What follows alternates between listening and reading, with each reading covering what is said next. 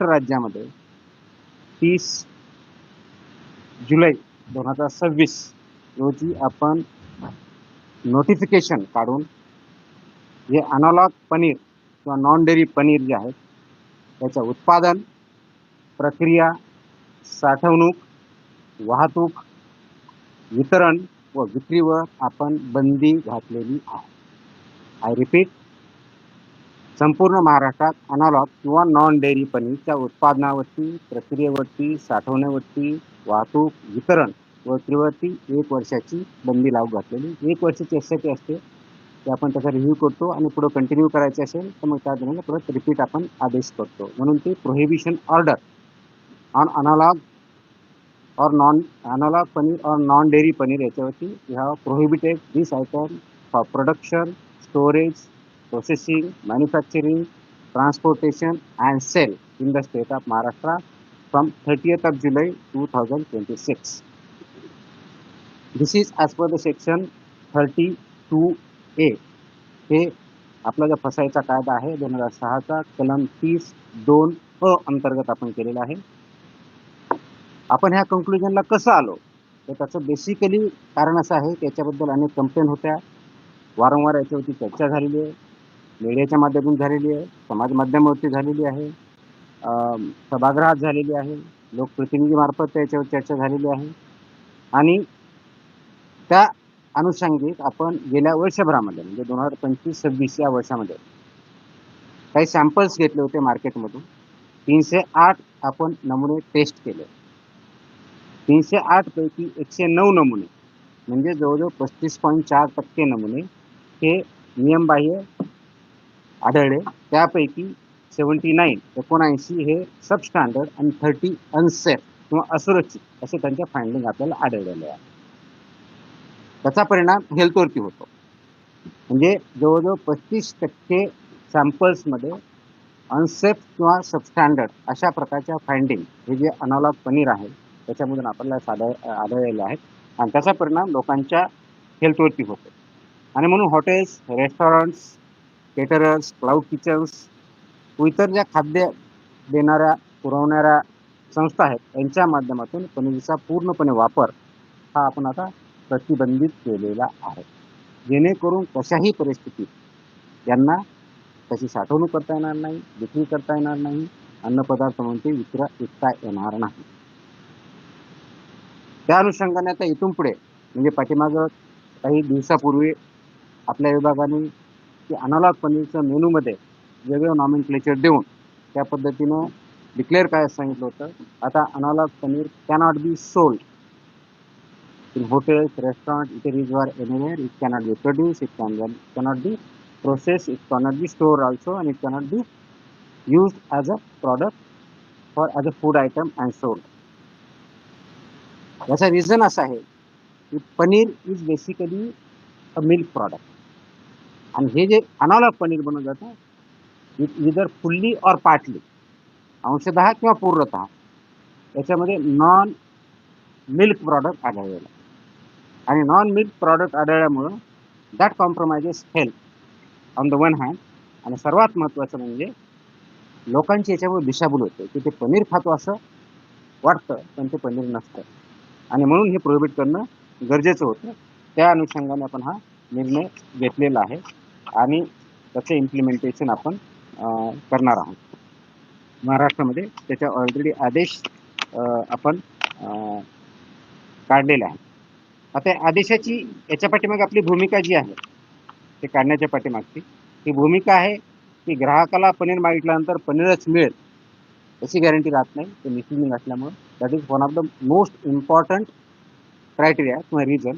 सोप्या पद्धतीनं हा पर्याय उपलब्ध नको म्हणून ते मार्केटमधून काढून टाकायचं हा पहिला कारण आहे आपली भूमिका.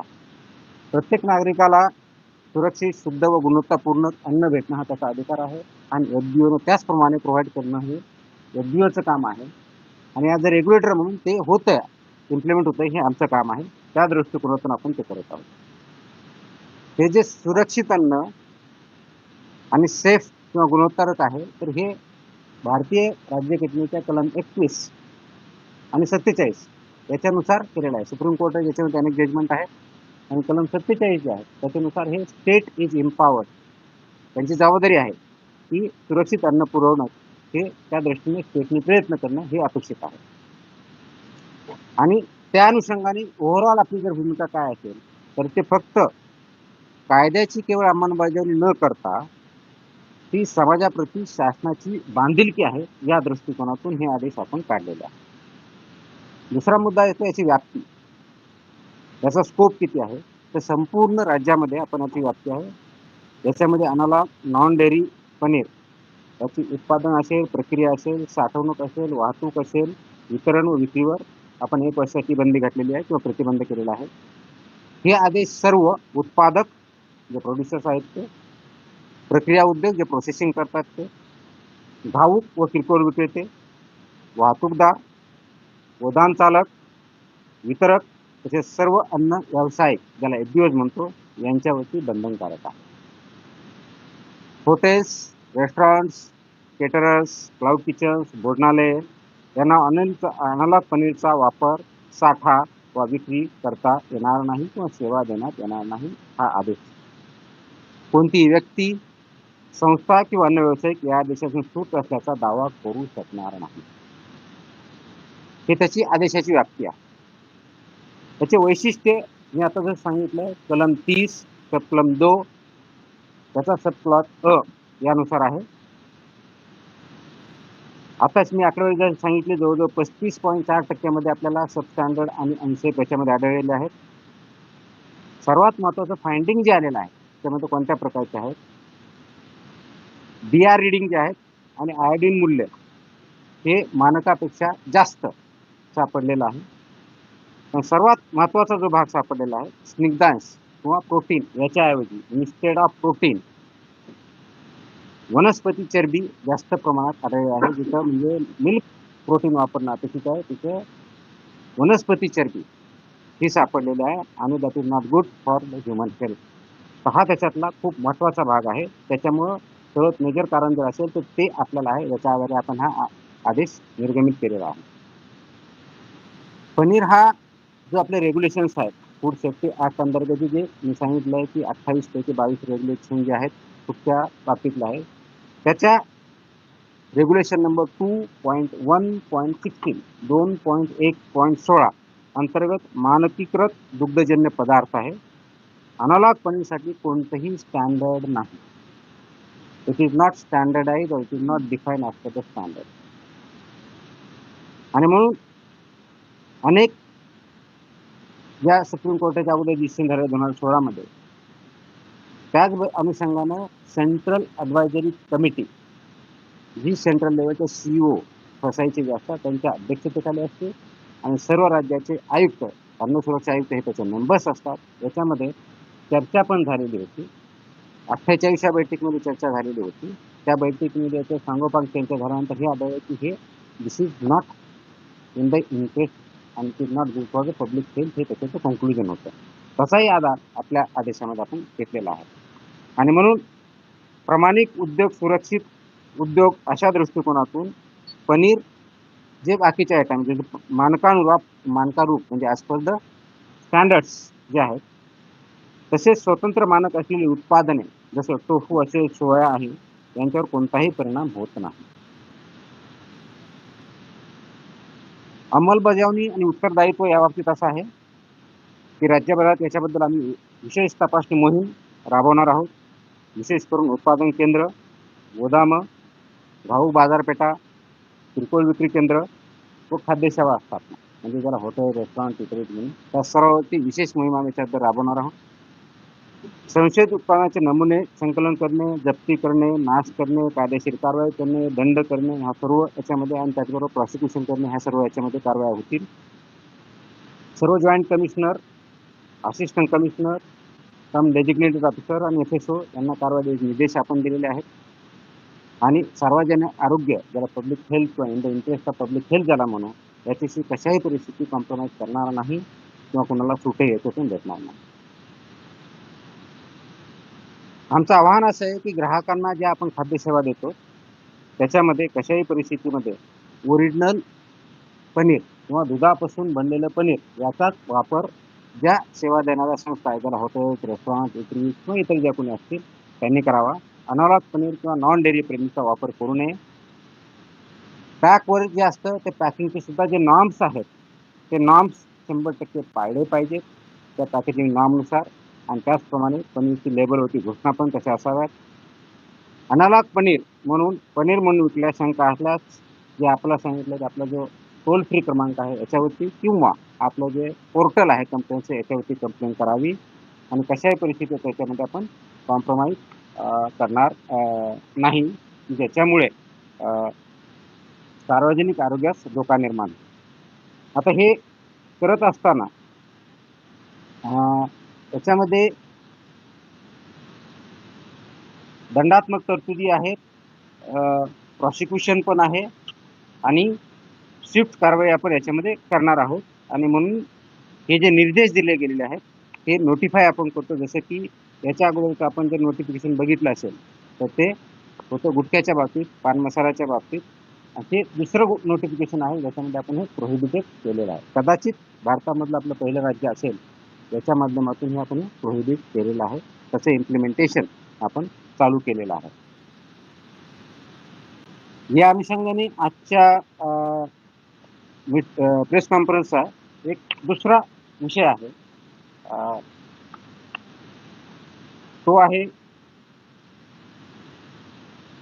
गेल्या 2 महिन्यात, सर्वसाधारणपणे 2 महिन्यात म्हणजे 25 मे पासून 31 जुलैपर्यंत या कार्यकाळामध्ये सर्वसाधारण आपल्या काय कारवाया झाल्या फूडच्या बाबतीत, कारण ड्रग्सच्या बाबतीत ऑलरेडी मी प्रेस नोट दिली होती.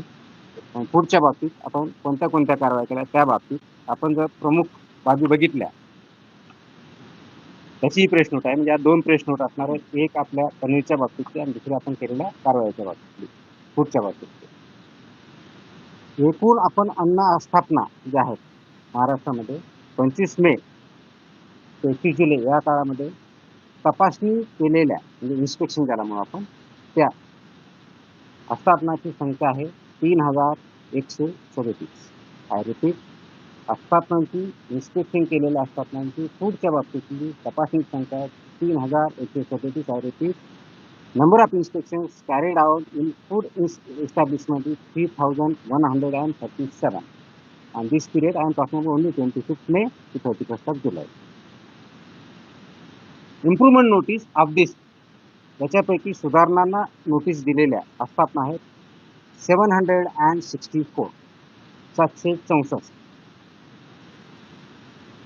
आणि एकूण परवाने निलंबित म्हणजे लायसन्स सस्पेंड केलेल्या आस्थापना आहेत 165, 165. तो 3137 ते आहेत ते इन्स्पेक्शन, 764 त्याच्यापैकी इम्प्रुव्हमेंट नोटीसेस आणि 165 परवाने निलंबित. ही आपली सर्वसाधारण पहिली माहिती. दुसरा पाठ, याच्यामध्ये अन्नसाठा जप्त करणे किंवा त्याच्यातला जो असतो जिथं आपल्याला सीज करून ठेवायचं सीज करणे आणि जिथं आवश्यक असेल डिस्ट्रक्शन करायचं ते डिस्ट्रॉय करणे. याची क्वांटिटी जी आहे ती आहे 28,66,096 किलो. I repeat, 28,66,096 kilo.